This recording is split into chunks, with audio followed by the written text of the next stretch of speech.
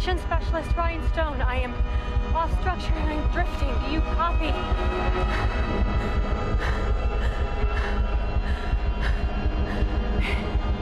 Anyone?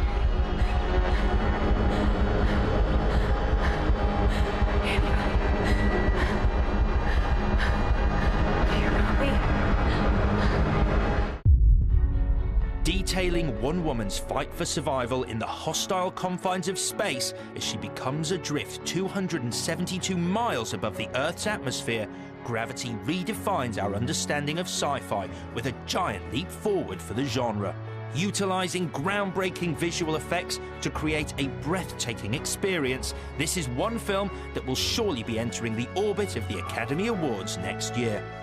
To get a glimpse inside the making of the space thriller, I sat down with star Sandra Bullock and director Alfonso Cuarón to find out more. Sandra Bullock, Alfonso Cuarón, lovely to have you here. Thank you. Oh, thanks. And it's always great to be talking about a great film, and this is a great film.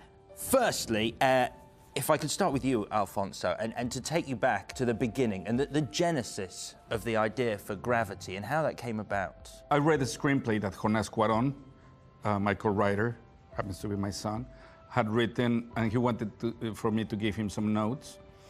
And I said, I don't have that many notes, but I want you to help me to write something like this. And it was this thing of, in a very simple story, to make it like a roller coaster ride, that at the same time is an emotional journey. And that through all of that interweave all these other themes that would be conveyed metaphorically through visuals. In terms of your involvement in the film, was it the fact that this is something, again, completely different that attracted you to the part, or was it the fact that there was something in the script, I guess, that spoke to you? Sure, unconsciously, the fact that it's something I've never done before in a different tone was something that nagged at you, but it was Alfonso's work. I had for years and years and years, the joke was always, anytime I was signed on to do a movie, it was like, do you think Alfonso Cuarón will direct? And that was never the case because he only does his own work. The ability to work with him was an opportunity that I couldn't pass up, but at the time I didn't want to work either. So talking with the man, Alfonso Cuarón, was sort of the deciding factor, just how amazing he is as a human being, his outlook and what he saw for the story. It was different than what I imagined.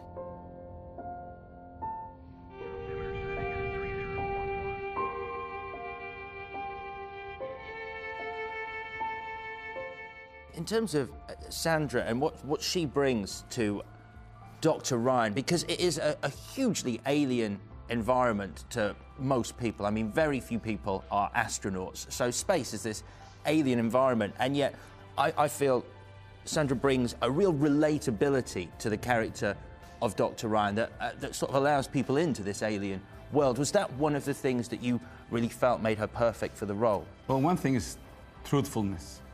In everything, there's always truthfulness. Doesn't matter if it's like a deep drama or it's a comedy. And the other thing was that immediate accessibility, because we were dealing with a character that is basically not accessible at the beginning of the film. So we needed, we needed that accessibility to enter the world of this character.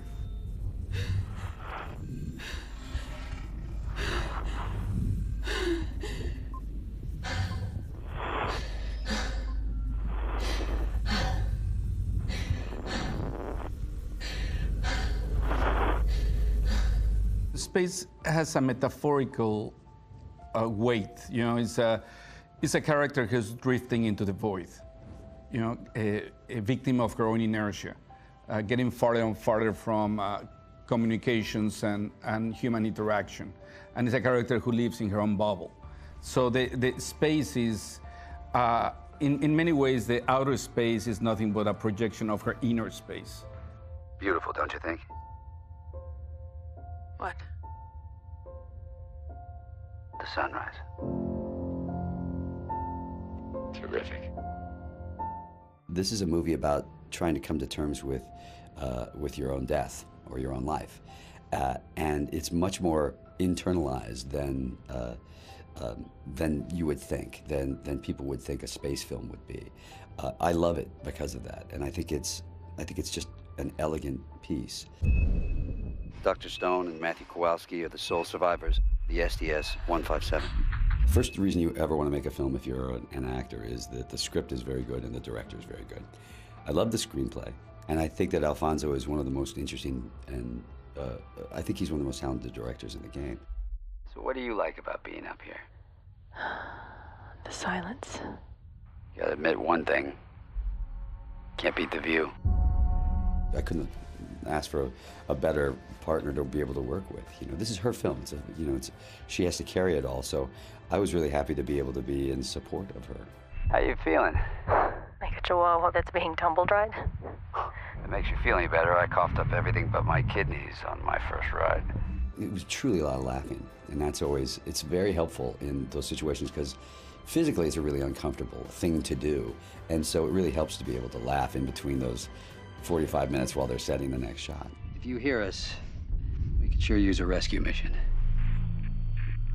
Let's talk about, obviously, your co-star in the movie, George Clooney, and indeed his relationship with Ryan, because I think it's fair to say they both have very different outlooks on life. How would you describe the real difference between them as characters? Yeah, I mean, exactly what you said. You have someone who's lost life and doesn't care about their part in it anymore, and then you have someone who loves his life so much. A person who's turned over probably every stone, a person who takes no moment for granted, but also someone who has chosen this profession where he's so isolated, so far away from humanity, but he's the most human that you'll ever get. So the minute that presence is felt on screen, you're like, oh, I want to have that outlook on life. And then you see Ryan Stone and you go, what happened? Both people are damaged, but they've both taken different points of view. So you have the divide. And what George brings to it is something that only George can bring to any room. It's what he brings into the room when he walks into it. Someone who cherishes and is life and has a life force and is connected to humanity even though he's isolated himself. And it's pretty beautiful to watch what he does. Go ahead, Houston. Mission abort. Repeat. Mission abort. Explorer, this is Kowalski confirming visual contact with debris. Debris is from a BSE sat. Repeat. I have a record. Dr. Stone requesting faster transport. We have to go. We have to go. As Sandra says, is they're complementary because one is the anchor. You know, so, George offers the anchor of a character that is adrift, you know, that is floating. And I'm talking metaphorically. You know, but that's a little bit like what Sandra says about George enters the room and he says, okay, everything's safe, George is here. You know, it's like he's, and there's a certain authority that he delivers in a very generous way. Explorer, permission to retrieve Dr. Stone. Your go, Paul. Houston, this is Explorer. Copy. All right. We've lost Houston. We've lost Houston.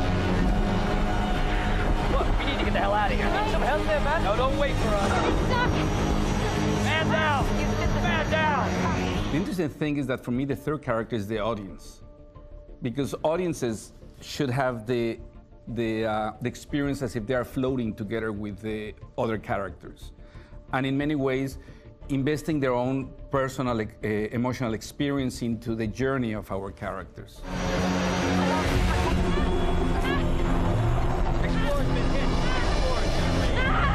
The whole idea was that slowly, once that disaster strikes and her character starts to spin, for the camera finally from being only observing, locks with her, and the camera starts spinning with her. And eventually the camera goes close to the mask and goes inside the mask and turns into her point of view. And the whole idea is that once that you come out of that point of view, the camera becomes the point of view of the audience.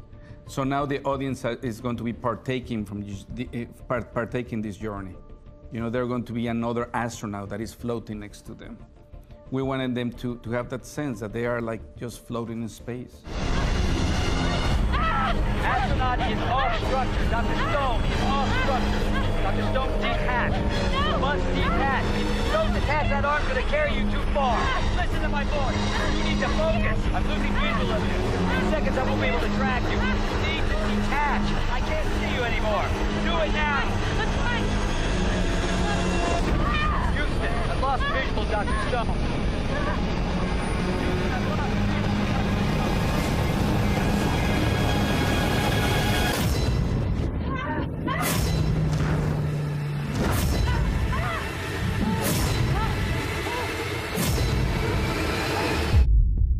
When you set out on this odyssey, I guess, of making Gravity, did you foresee it taking, I think it's over 4 years to bring your vision to the screen? No, I thought it was going to be easy, actually. I sent the screenplay to Emanuel Lubezki, the director of photography, and I said, hey, this is something that's contained, 2 characters. We'll do it in 1 year, and we're done with it. And it's just that it was a complete mistake of, it was a miscalculation, the whole thing. And the thing about technology is that you don't get into technology for the sake of technology. I'm the least technological person. The technology is just a tool to try to achieve the cinematic moments that you're trying to get. Brake! You have to brake! Can's empty. You're gonna hit hard. Grab a hold of anything you can. Before you actually started shooting, you worked out at least some, or maybe all of the movie in an animated form. Yeah, we needed to animate the whole thing, and with very detailed animation in terms of lighting, because everything was pre-programmed. Lights and camera moves, and actually the movements of the choreography was completely pre-planned and pre-programmed. That for me was not difficult, because I was just animating this whole thing. For Sandra was a nightmare, because she was performing basically under very, very precise boundaries of position, cues, and timings and time. And it's amazing how she did it.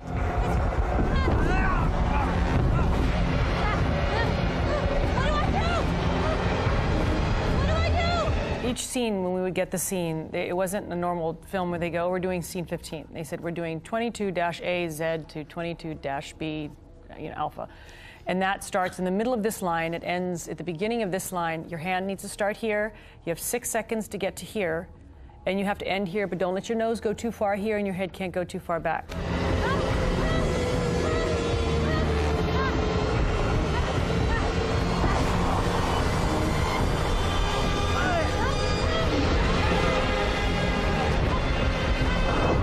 She would just go through her process, and then when she was ready, it was just amazing. It's as if that was not part of the equation. I could just be talking to her about performance and not even worry about that other stuff.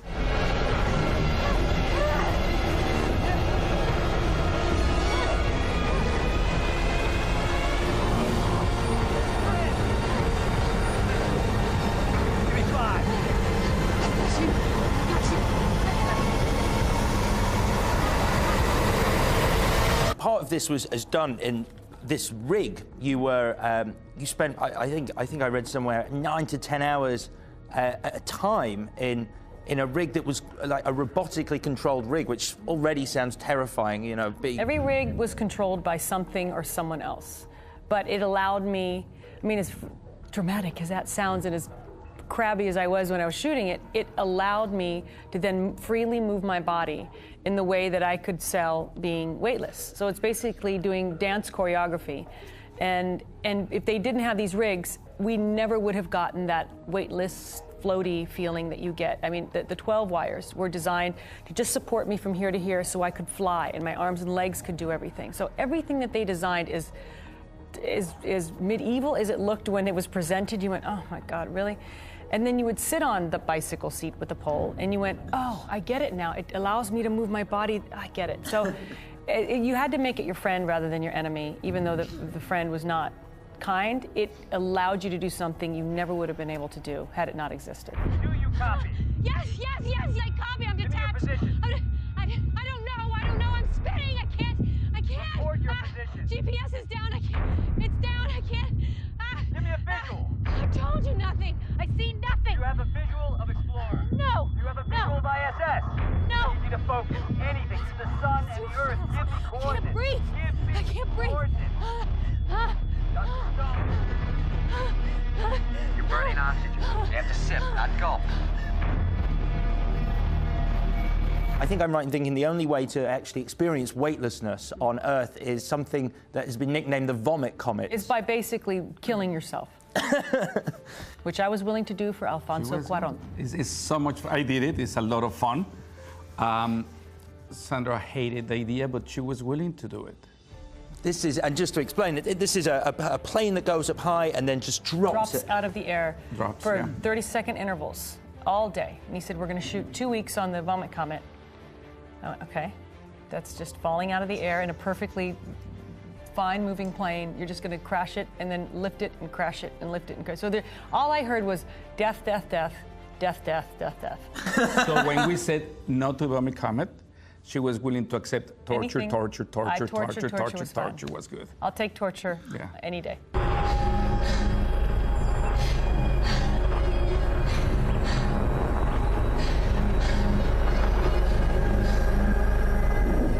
Explorer, do you copy?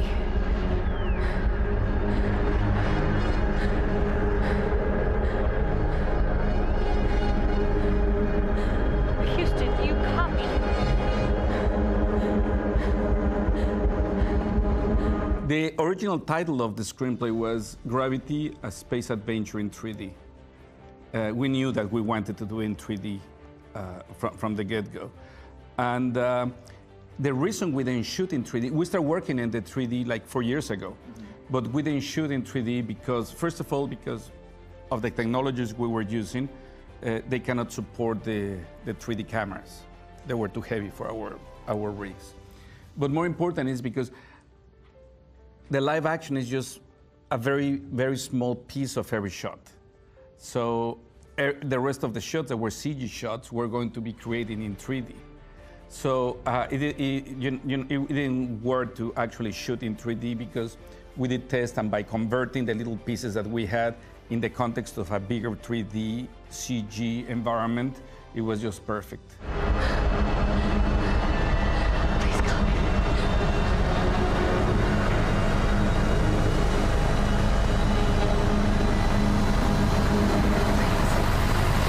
I was just amazed that all this that we were looking at was in his head when he wrote it, and he knew that this is how it was going to look. This is how he envisioned it, and you're just amazed that that kind of imagination exists in a human being. I mean, there's no doubt that it was going to be amazing, but every time he makes a film, it makes you ask the questions of yourself, and you feel so deeply the subject matter that he's talking about, and he always pushes the envelope technically and visually and emotionally, and he's unafraid to do it, where other people be like, it probably would be safer if we didn't X, Y, and Z, and Alfonso wouldn't do it if he couldn't do X, Y, and Z.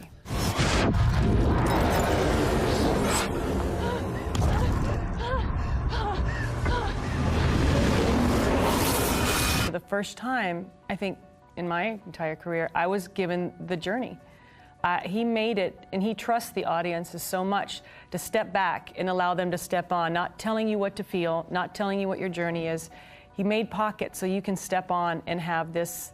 I mean, everything, as he said, it was completely thought out, that this is where we're going to go to this point of view and allow the audience to step in. And they were at specific moments so they could have a ride. And the audience was always in his mind, I think. And as an audience member for the first time in a long time, I was given the ride. And it was unexpected and very uncomfortable because I'd expected to feel certain ways and do what I normally do, and I didn't have the opportunity to do that because the sound, the music, the effects, the beauty of Earth and space, and how often do we have an experience that is new?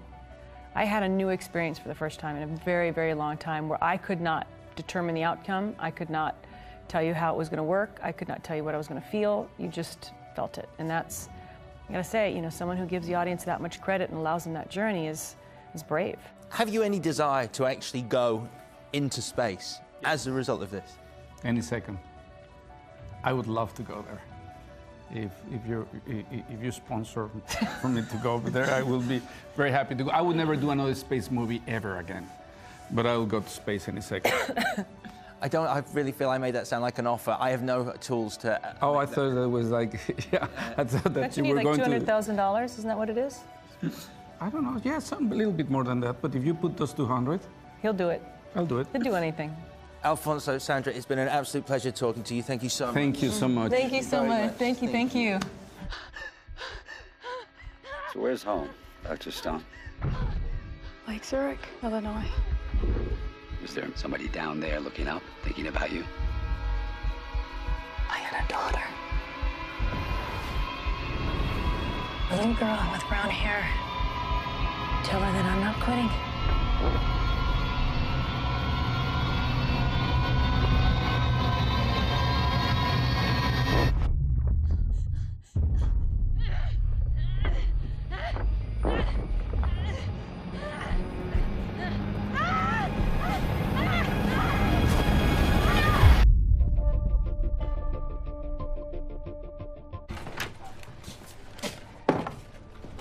Right.